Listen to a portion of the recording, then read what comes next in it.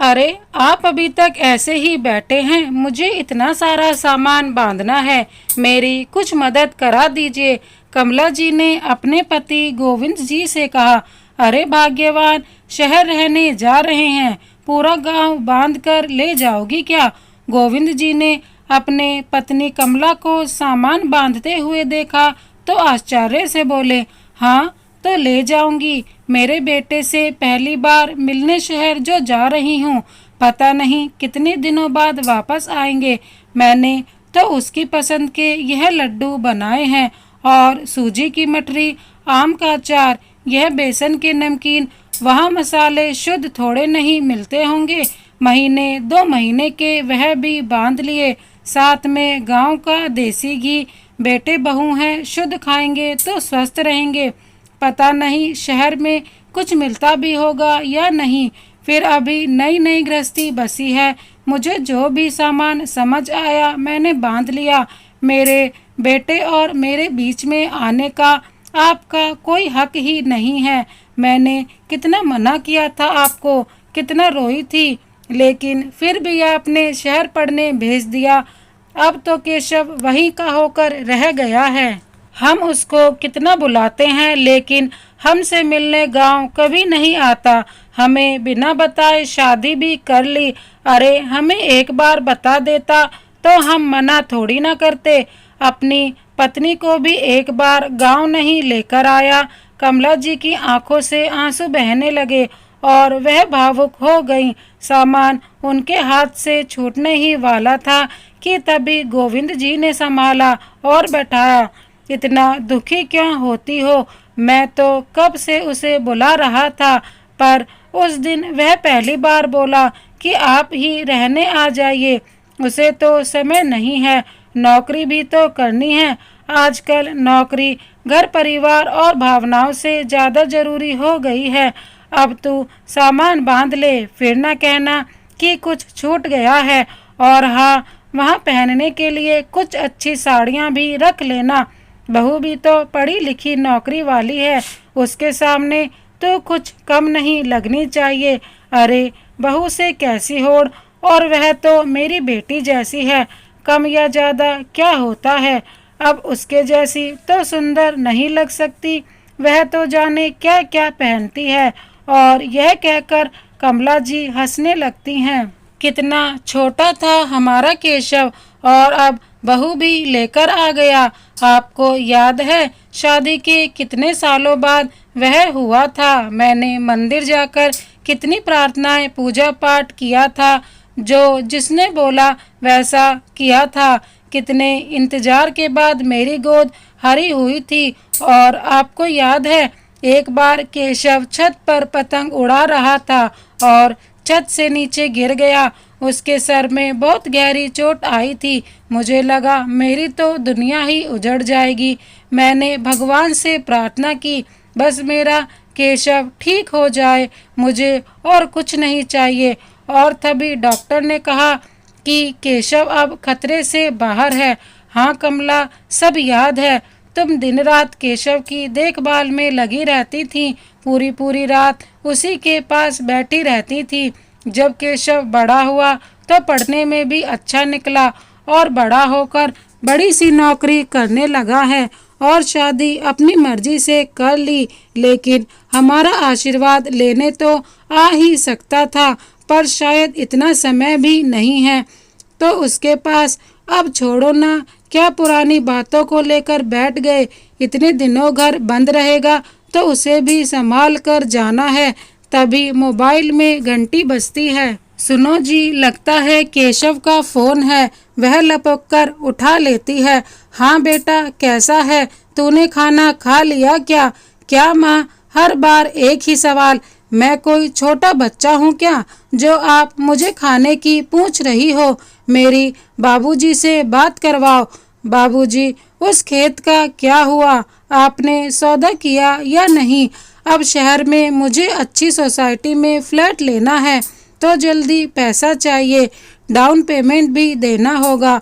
आप जल्दी से खेत का सौदा कीजिए। वैसे भी अब उसमें पहले की तरह फसल होती कहाँ है। और गुस्से में उसने फ़ोन रख दिया। केशव क्या कह रहा था? कमला जी ने उन्हें झकझोरा तो वह संभल कर बोले, हाँ, कह रहा था कि सारा सामान अच्छे से पैक कर लेना, सफ़र के बीच के लिए भी खाना रख लेना। ट्रेन में अच्छा खाना मिलता नहीं है, माँ बाहर का खाएगी तो उनका पेट खराब हो जाएगा। गोविंद जी ने बहलाते हुए कहा। हाँ, तो सही कह रहा था, मेरा बेटा है तो माँ की सेहत की चिंता तो होगी ही। आज भी मेरा केशव मेरा कितना ध्यान रखता है और वह काम में लग गई।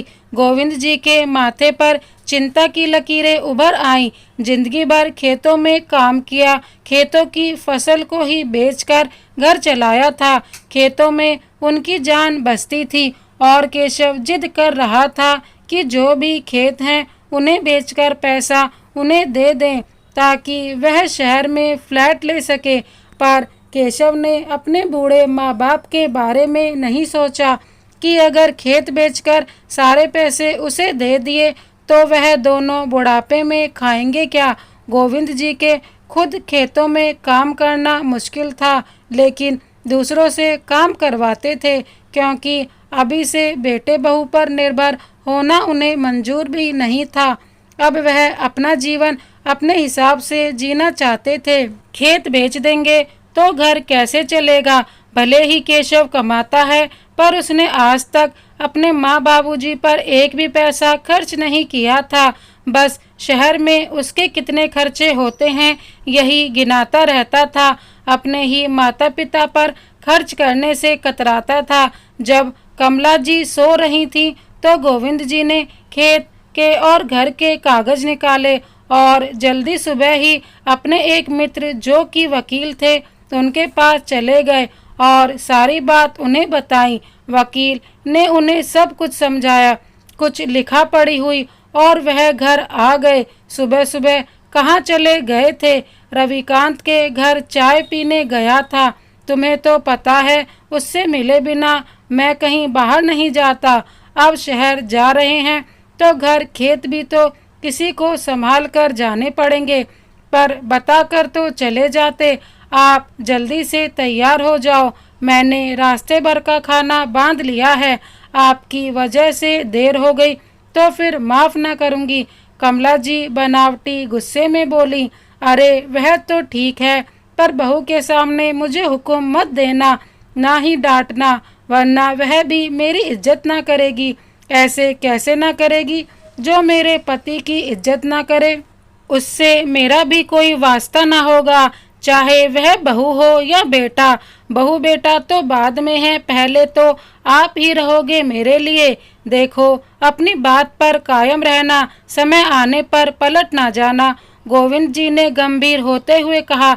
उनके चेहरे के भाव पढ़कर कमला जी बोली, आप ऐसा क्यों कह रहे हैं? आपके और केशव के बीच में कुछ हुआ है क्या? कुछ नहीं हुआ, मैं तो मजाक कर रहा था। अब ऐसी स्थिति का कुछ पता नहीं, इस जमाने में कब किसके साथ क्या हो जाए। आपकी यही पहेलियां डरा देती हैं। कभी तो कहते हो मजाक कर रहा था, कभी गंभीर हो जाते हो। और कमला जी सामान बाहर रखने लगी।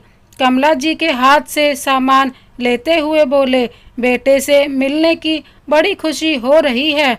खुशी क्यों नहीं होगी, अपने बेटे से मिलने जा रही हूँ। बहुत सारी बातें करनी हैं। फ़ोन पर तो वह ज़्यादा देर तक बातें करता ही नहीं है। ठीक है भाग्यवान, अब चलो। सभी पड़ोसियों को बताकर सबसे मिलकर दोनों गांव के स्टेशन से शहर की ट्रेन में चढ़ गए। लंबा सफ़र था। 20 घंटे की थकाने वाली यात्रा करके दोनों शहर के स्टेशन पर पहुंच गए। कमला जी की नज़रें बेटे को ढूंढ रही थी। केशव लेने नहीं आया? आपने उसे बोला था कि हमें लेने स्टेशन पर आ जाए।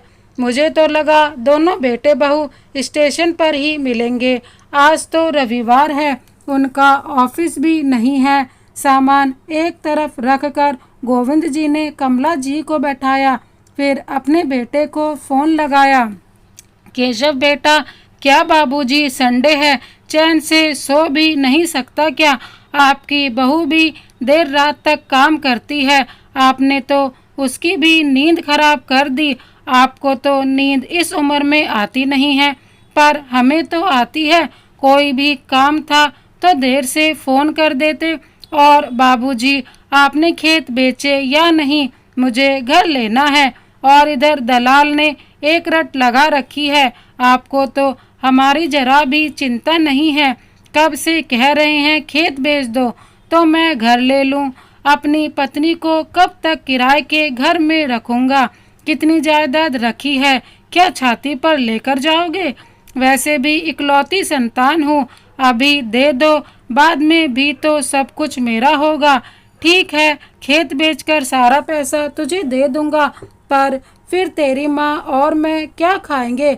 हम दोनों का खर्चा तो खेत से ही चलता है। तू हमें साथ में रख लेगा तो मैं खेत बेच दूंगा। बाबूजी, मैं आपको अपने साथ कैसे रख सकता हूँ?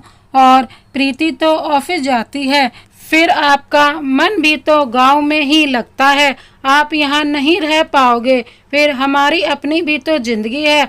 आप और माँ यहाँ रहोगे तो प्रीति को परेशानी होगी। ठीक है, तो फिर हम गांव में रह लेंगे, तो हमें खर्चे के 20,000 महीने भेज दिया करना। गोविंद जी ने कहा। क्या बाबूजी, मेरे पास इतना पैसा होता तो मैं आपसे खेत बेचने को कहता ही क्यों? अब 20,000 महीने आपको भेज दूंगा तो मैं क्या खाऊंगा?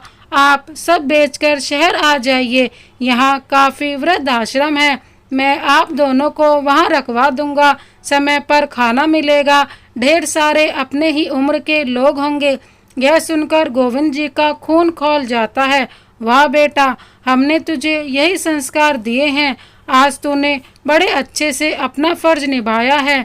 पत्नी की फिक्र है कि उसे किराए के घर में कैसे रख लूंगा, पर माता पिता को अनजान वृद्धाश्रम में छोड़ते हुए तुझे शर्म नहीं आएगी? संस्कार तो हमने अच्छे ही दिए थे, पर तुझे शहर की हवा लग गई है। बस मैं और मेरी पत्नी, यही तेरा परिवार है। कल को तेरे बच्चे भी होंगे, वह भी तेरे साथ यही करेंगे तो तुझे कैसा लगेगा? माता पिता को बेघर करके तू अपना घर बसाएगा। और कान खोलकर सुन ले, मैं खेत किसी भी कीमत पर नहीं बेचूंगा। यह खेत मेरी आजीविका रही है और हम दोनों का बुढ़ापे में यही सहारा है। तुझे तो यह भी याद नहीं है कि तूने हमें रहने को बुलाया था। हम तो तुझे मिलने को बेहद उत्साहित हैं। हम तो यहाँ तेरे शहर में स्टेशन पर खड़े हैं। तेरी माँ तेरे आने का इंतजार कर रही है। गोविंद जी भर्राए गले से बोले, मैंने तो आपको रहने को नहीं बुलाया, वैसे भी कभी ऐसे ही बोल दिया होगा। एक संडे ही तो मिलता है आराम करने के लिए। बाबूजी, कोई भी आपको बोल दे कि हमारे घर रहने को आइए तो आप क्या उठकर चल देंगे? जाने अनजाने मेरे मुंह से निकल गया होगा। यह सुनकर गोविंद जी के पैरों तले जमीन सरक गई। थोड़ी देर के लिए वह सन्न रह गए। कमला जी ने फोन हाथ में लिया तो केशव बोल रहा था, बाबूजी, बिना बुलाए कहीं भी नहीं जाना चाहिए। आप ऐसे कैसे मेरे यहाँ आ सकते हैं? मेरे और प्रीति के अपने कुछ प्लान हैं, फिर आपने बताया भी नहीं और आ गए। कम से कम एक बार फोन करके बताना तो चाहिए। यह शहर है, आप किसानों का गांव नहीं है। तू चुप कर, तुम मेरे पति का इस तरह से अपमान नहीं कर सकता है। हम किसान हैं और खेती करके ही तुझे पाला है, पढ़ाया लिखाया है। अपने बेटे के घर आने के लिए भी बताना पड़ता है। यह तेरे शहर की संस्कृति होगी। हमारे गांव में तो आज भी अनजान मेहमान भगवान के समान ही होते हैं। फिर हम तो तेरे माता पिता हैं। तभी फोन गोविंद जी ने वापस ले लिया था। अब तू सुन, तुझे खेत और घर में से एक फूटी कौड़ी तक ना मिलेगी। तू अपनी पत्नी को कैसे रखेगा, यह तेरा मसला है।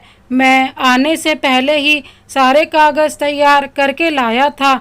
यह घर और खेत हम दोनों के नाम रहेंगे, और जब हम दोनों इस दुनिया में नहीं होंगे तो यह घर और खेत बेचकर जो धनराशि मिलेगी वह गांव के अनाथालय में चली जाएगी।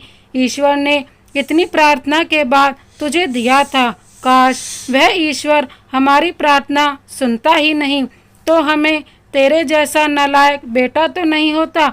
हम तो तुझसे मिलने आए थे, तेरे शहर रहने आए थे, पर तुझे तो सिर्फ खेत के पैसे लेने हैं। अपने माँ बाबूजी का प्यार और आशीर्वाद तुझे नहीं चाहिए। आज से तू हमारे लिए मर गया और हम तेरे लिए मर चुके हैं। कभी गांव आकर शक्ल दिखाने की जरूरत नहीं है। हम वापस गांव जा रहे हैं। यह तो तेरी माँ की जिद थी, इसलिए तुझसे मिलाने को चला आया, पर बहुत बड़ी गलती की। काश कमला यह सब नहीं देखती, एक भ्रम में जी लेती। हम तो बेटे का घर अपना समझकर रहने आए थे। गोविंद जी और कमला जी ने सामान उठाया और स्टेशन से ही अपने गांव की ओर चल दिए। दोस्तों, माता पिता बच्चों के लिए सब कुछ करते हैं, पर वही बच्चे बड़े होकर उनकी भावनाओं और प्यार को समझ नहीं पाते हैं, शहर चले जाते हैं, गांव की संस्कृति, माता पिता के त्याग और प्यार को भूल जाते हैं। क्या गोविंद जी ने सही फैसला लिया? हमें कमेंट बॉक्स में ज़रूर बताएं। इसी तरह की कहानी देखने के लिए हमारे चैनल को सब्सक्राइब कर बेल आइकन को प्रेस कर दीजिए। इस कहानी को ज़्यादा से ज़्यादा शेयर कीजिए। Thank you so much. Vande Mataram.